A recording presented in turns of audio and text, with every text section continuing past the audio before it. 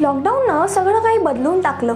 शाळा बंद झाल्या, ऑनलाईन शिक्षण सुरू झाले आणि कधी पुस्तकामध्ये रमणारी मुलं आता स्क्रीन समोर अडकून बसली आहे। पालकांकडे पर्याय नव्हता म्हणून त्यांनी मुलांना मोबाईल, लॅपटॉप सहज दिले, पण त्यांना कल्पना होती का की ही खूप मोठी चुकी ठरणार आहे। जे सुरू झालं शिक्षणासाठी, पण ते आता स्क्रीन ॲडिक्शन मध्ये बदललं। आज हीच मुलं डिजिटल जगात जगत आहे, पण त्यांना खरी दुनिया बोर वाटते का? तर चला जाणून घेऊया या काळ्या वास्तवाविषयी।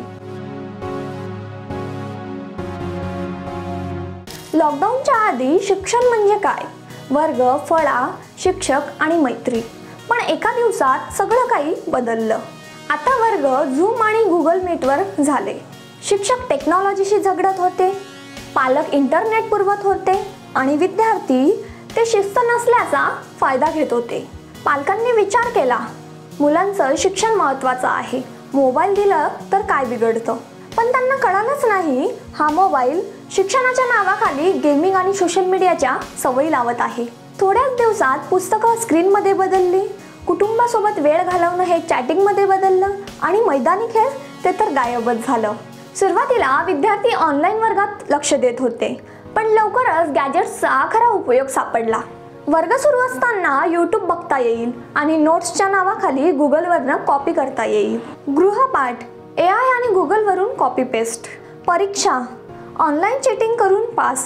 शिक्षणाचं स्वरूप बदललं, पण ज्ञान हे तर कमी झालं। आणि मग आले PUBG, फ्री फायर, इंस्टाग्राम आणि नेटफ्लिक्स। ऑनलाईन शिक्षण एक बहाणा ठरला आणि खऱ्या व्यसनाची सुरुवात झाली। पण आता परिस्थिती अशी झाली आहे, या पिढीला खऱ्या जगात जगणं बोर वाटतं, पण डिजिटल जगात ताबडतोब आनंद आणि डोपामाइन मिळतं।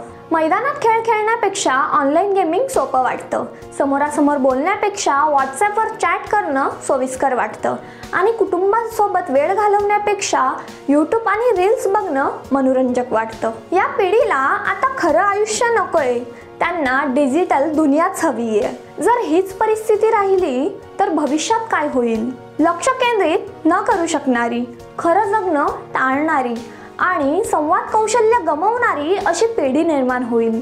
अति ऑनलाईन शिक्षण आणि गॅजेट्सचा अतिवापराने एक मानसिक आणि सामाजिक संकट तयार होतंय। यावर उपाय आहे। पालकांनी लिमिट लावली पाहिजे, शाळांनी ऑफलाईन आणि ऑनलाईन मध्ये समतोल साधला पाहिजे आणि विद्यार्थ्यांनी स्वतःच्या डिजिटल सवयीवर नियंत्रण ठेवायला पाहिजे। तुम्हाला असं वाटतंय का की आजची पिढी डिजिटल दुनियात अडकते? कमेंटमध्ये सांगा आणि हा व्हिडिओ महत्त्वाचा वाटला तर लाईक, शेअर आणि सबस्क्राईब करा।